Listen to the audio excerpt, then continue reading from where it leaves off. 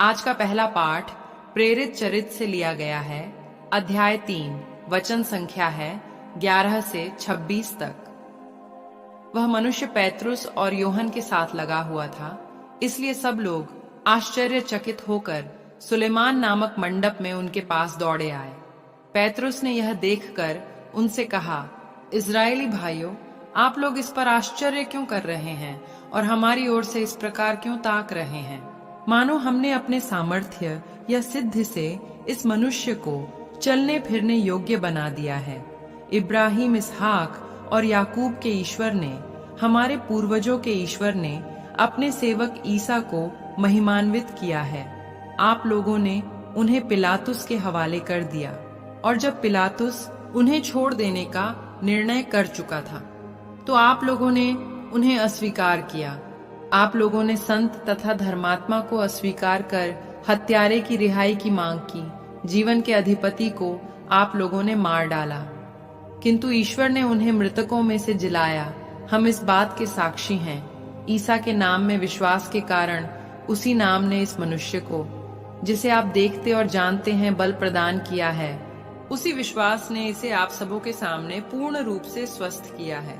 भाइयों, मैं जानता हूं कि आप लोग और आपके शासक भी यह नहीं जानते थे कि वे क्या कर रहे हैं। ईश्वर ने इस प्रकार अपना वह कथन पूरा किया जिसके अनुसार उसके मसीह को दुख भोगना था, और जिसे उसने सब नबियों के मुख से घोषित किया था, आप लोग पश्चाताप करें और ईश्वर के पास लौट आएं, जिससे आपके पाप मिट जाएं और प्रभु आपको विश्रांति का समय प्रदान करे। तब वह पूर्व निर्धारित मसीह को, अर्थात ईसा को, आप लोगों के पास भेजेगा। यह आवश्यक है कि वह उस विश्वव्यापी पुनरुत्थान के समय तक स्वर्ग में रहें, जिसके विषय में ईश्वर प्राचीन काल से अपने पवित्र नबियों के मुख से बोला। मूसा ने तो कहा, प्रभु ईश्वर तुम्हारे भाइयों में से तुम्हारे लिए मुझ जैसा एक नबी उत्पन्न करेगा। वह जो कुछ तुम लोगों से कहेगा तुम उस पर ध्यान देना।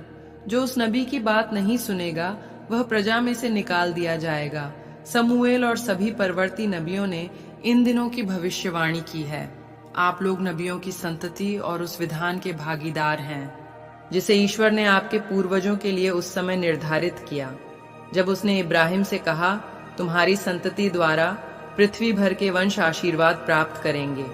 ईश्वर ने सबसे पहले आप लोगों के लिए अपने पुत्र ईसा को पुनर्जीवित किया और आपके पास भेजा, जिससे वह आप लोगों में हर एक को कुमार्ग से विमुख कर आशीर्वाद प्रदान करें। यह प्रभु की वाणी है। आज का सुसमाचार लूकस के पत्र से लिया गया है।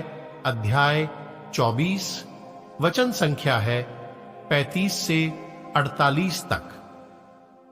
तब उन्होंने भी बताया कि रास्ते में क्या क्या हुआ, और उन्होंने ईसा को रोटी तोड़ते समय कैसे पहचान लिया। वे इन सब घटनाओं पर बातचीत कर ही रहे थे कि ईसा उनके बीच आकर खड़े हो गए। उन्होंने उनसे कहा, तुम्हें शांति मिले। परंतु वे विस्मित और भयभीत होकर यह समझ रहे थे कि वे कोई प्रेत देख रहे हैं। ईसा ने उनसे कहा, तुम लोग घबराते क्यों हो? तुम्हारे मन में संदेह क्यों होता है?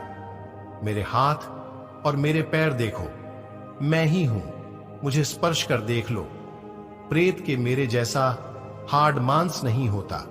उन्होंने यह कहकर उनको अपने हाथ और पैर दिखाए। जब इस पर भी शिष्यों को आनंद के मारे विश्वास नहीं हो रहा था और वे आश्चर्यचकित बने हुए थे, तो ईसा ने कहा, क्या वहां तुम्हारे पास खाने को कुछ है? उन्होंने ईसा को भुनी मछली का एक टुकड़ा दिया। उन्होंने उसे लिया और उनके सामने खाया।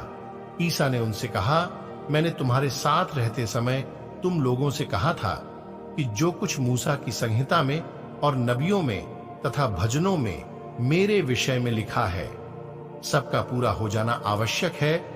तब उन्होंने उनके मन का अंधकार दूर करते हुए उन्हें धर्म ग्रंथ का मर्म समझाया और उनसे कहा, ऐसा ही लिखा है कि मसीह दुख भोगेंगे, तीसरे दिन मृतकों में से जी उठेंगे, और उनके नाम पर यरूशलेम से लेकर सभी राष्ट्रों को पाप क्षमा के लिए पश्चाताप का उपदेश दिया जाएगा।